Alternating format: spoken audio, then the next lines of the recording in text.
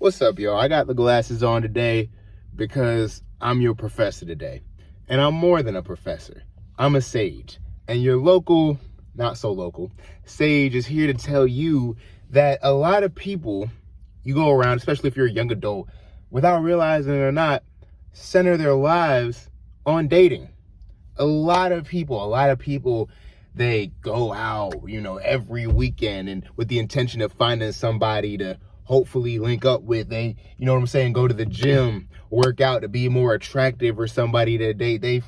They read books, they go to cafes. Everybody who's not in a relationship, a lot of them is trying to make themselves marketable to be in a relationship. And I was one of those people. For the longest time, just like everybody else. I know I like to sit up here and talk like I'm somebody that's separate from everybody, and everybody's doing this thing. I'm the weirdo over there in the corner doing whatever. But I'm really similar to a lot of y'all in the sense that a lot of my psyche was based on, how could I make myself more appealing to that market? How could I find love? How could I find that one? You know what I'm saying? And the irony was always that every time I did find someone to talk to or even try to date, that shit went horrible for me. My life would go to shit when it involved romance. But for years and years and years, even after, it took a couple people for me to realize that trend. You know what I'm saying? Because after that first one, you'd be like, okay, that was that. Then the second, third, fourth. Then you start to realize, the quality of my life and the quality of my mind plummets every time I'm in this situation. And yet I crave it. So what solution do I have but to stop craving it? And I'm telling you guys, decentering relationships and becoming undateable has been one of the biggest factors that contribute to my happiness. Now, I'm not saying it's going to relieve depression. I'm not saying it's going to make you happy forever. But I hate to get dark on y'all, but I can't even fathom being suicidal or whatever. Now, I'm way too in love with myself now, dog. I let myself say the bad things. I come outside, my hair ain't combed up, and I fuck with that. You know what I'm saying? I can live in my weirdness. Finally, all this time, I was so afraid to live in my weirdness. I was so afraid to just be who I was. I was so afraid to let people see those sides of me. I was so afraid to let people, see who I was. Because every time I, kind of got into that weird groove or kind of got deep into who people were like, oh, that's kind of strange. Oh, you crazy. Now, hey, man, I'm going to quote that bitch ass nigga again. I'm tripping and I'm loving it. I'm really loving it. Somebody today, my homie Larry, shouts out you. Somebody today called me. They called me, oh, bro, you a sick man. You crazy. See, I used to be hearing that type of stuff, and I used to be like, stop calling me that. No, I'm not crazy. I'm not weird. You're just judgmental. Nah, motherfucker, I love that shit. Now I'm a fucking psychopath. You heard it here from the horse's damn mouth. I am a fucking psychopath, and I love that shit. I love it because that's me. That's me. I got past the point of needing other people's validation because I feel like even if relationships worked out for me, which they wouldn't never have had, because all those times I was chasing that relationship, I was chasing that situation, I didn't realize it, but I subconsciously began to cover up parts of myself. And then, you get deep into, you get a couple months in and you notice yourself suddenly resenting that person because of who you gotta be 24/7 now. It's like, damn, I didn't even realize I was focusing all my time constructing a fake persona for you that now I'm resentful. I even got to play that role. I can't even just let loose. And once I let loose, I give off undateable vibes. I give off fucking, oh, this nigga's great. Oh, I can't fuck with this nigga for too long. It was really that Tyler, the Creator song, Darling I off Chromacopia that changed my perspective. Because it was I used to be hopeless romantic. I said it in the video earlier. And I was like, I want to have relationships and long-term take people serious. But then the whole message of that song was, things change. Nothing stay the same. It reminded me more of my love life. You don't really date somebody. You kind of fuck with them for a little bit. You move on. You fuck with the next person. And then it's just you know what? The more I think of it, I can't do anything for a long ass time. Even this channel, I'll be having to take I just came back off, what, 6 or 7 months not posting? Because some shit I just can't do for a long ass time. And you know what? I'm tired of people painting that as a character flaw, because while I'm not doing YouTube, I'm doing a bunch of these other things. I feel like it adds to the whole story. I feel like I'll be consistent and come on here, do the radio show every damn day when I'm 60 or something, or even 30 or whatever. But I had to accept who I am and where I'm at in life. Like, I accept the fact, like, really, really chasing relationships, I never paid attention to how much my personality didn't line up with that. You know what I'm saying? Getting bored of people. I used to get bored of people. I get bored of people so fast. I cannot talk to the same person day in, day out. I just can't. Maybe it'll change once I get older, but I just can't do that. And I wouldn't let myself recognize that, because I didn't love myself enough to see a life outside of, I had to validate myself with relationships. I had to. But then, I don't know if it's maturity or just experience or just saying, fuck it, I realized that I didn't have to. These days, when I think about myself at 60 and 70, I have no qualms imagining myself alone in some big house, doing whatever. Like, I have no problems imagining a future alone. Why? Because I'm a huge introvert. I get a lot of my energy from being alone. Do y'all ever see other people in my videos? Where are these other people in the car with us right now? No. I love to be alone. And it's like, damn, maybe I'm being nearsighted. Maybe I'm being a little myopic about this, but all we have is the present. And in the present moment, I'm this person who is erratic, who is very sensitive, who is very touchy, and who is very, out there. And, I might not respond to you for 3 days, then send you like 30 texts in 1 minute. And I accept that. I'm fucking crazy. I love it. I love that.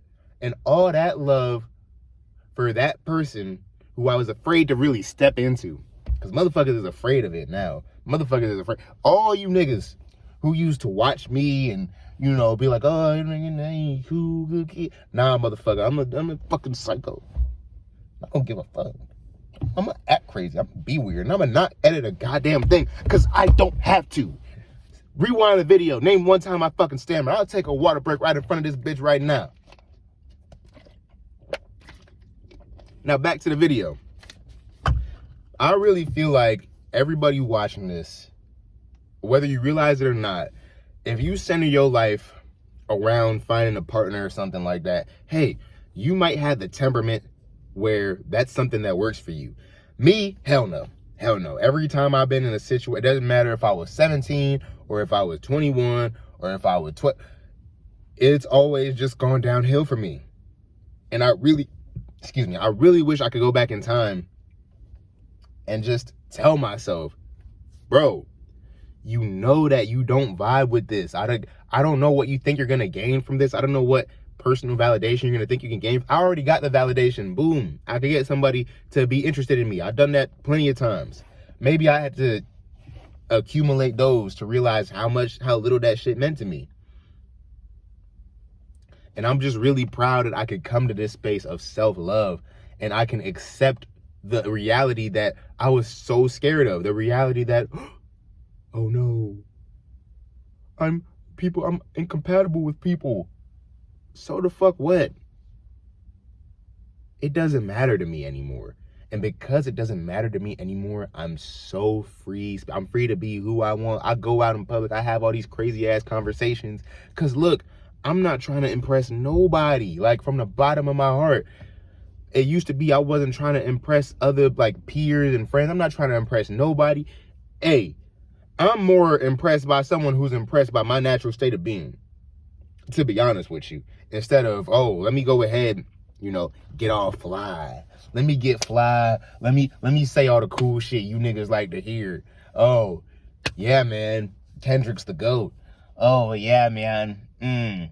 Oh, what else do motherfuckers like? You don't even know. 2025 is so damn crazy. You got to match the vibration. That's why I'm damn crazy now. Because, lo and behold, you can't even pinpoint what people even like. That shit change every day. One day they like Luigi. The next day, Aaron, Pierre, that's Mufasa. The next day, it's this, that, and the third thing. People are so confusing and fragmented. I realized too little too late, or maybe too early, that it's just not worth it trying to impress people. And it's certainly not worth it trying to base your life around being impressive. I'm tired of that. I got tired of people pleasing. Shit, even in the classes and shit, I used to feel like I had to be like, here, professor, calling me. People projected that onto me. Like, I let people take my potential and my mind and my talent and project on me. Oh, you gotta be a number one student, man. I remember when I was like 6 years old, my brother was like, oh, who's the smartest person in your class? And I'll be like, oh, such and such. He's like, nah, man, it's you. It's you. And I'm like, and I took it and ran with it.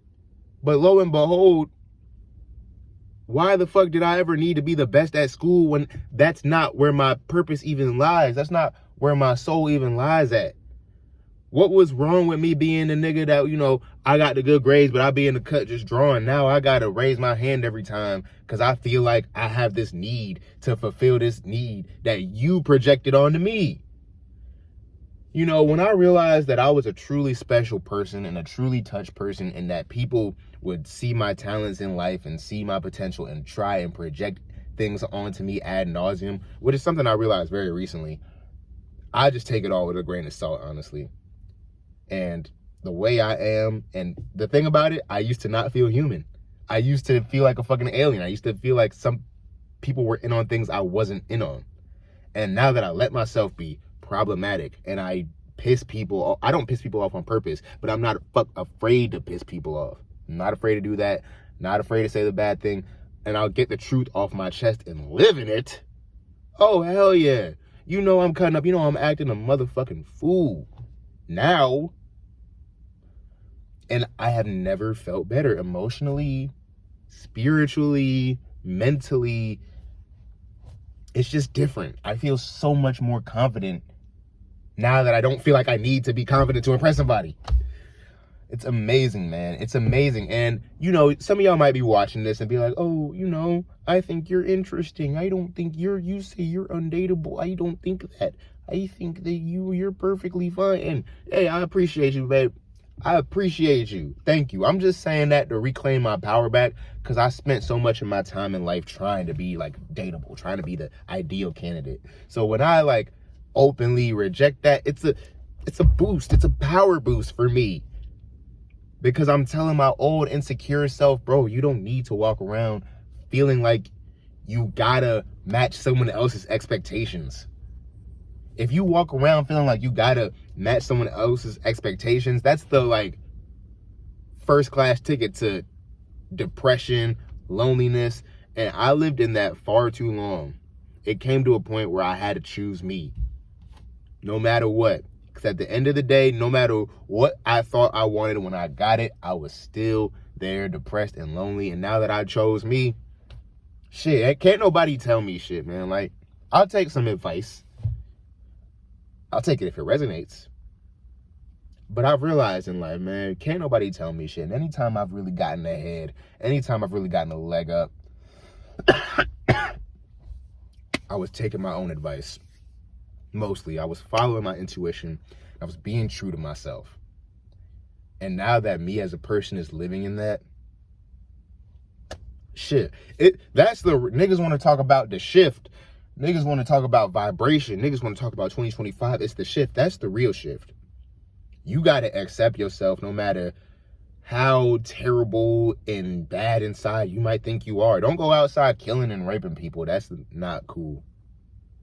But shit, if you want to be a motherfucking somebody that's excessively into botany, I don't know why that's what came to mind, but go and do that. Whatever is weird about you, whatever is strange about you, go and live that to the fullest and show these punk ass motherfuckers what it is.